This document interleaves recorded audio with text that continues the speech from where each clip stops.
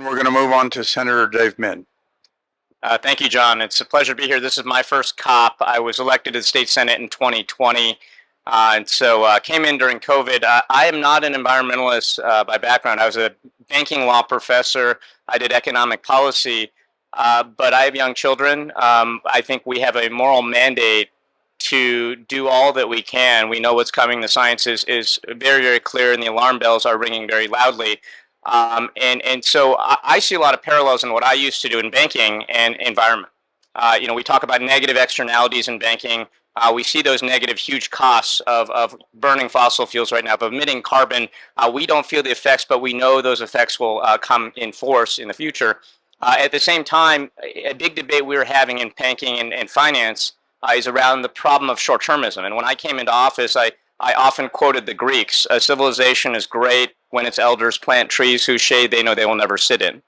And that's not just about trees literally, but it's about the idea of thinking long-term, of investing long-term, and we really got away from that. And that's something that I think our corporations, our banks, our policymakers need to take in stride and internalize that ethos. And so this is very personal to me. I'm here to just learn a lot. I happen to represent a coastal area, so I was a law professor at UC Irvine.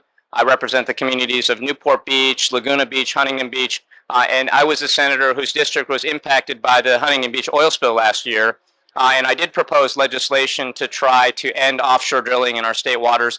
That didn't get out, but we do plan to reintroduce that next year. It's something that I think is important. The economics don't add up on it. And it creates, again, a lot of negative costs. We have a $44 billion coastal economy. So even if you're a climate denier, and I will just say, I flipped a seat from Republican to Democrat, and my predecessor actually was a climate denier.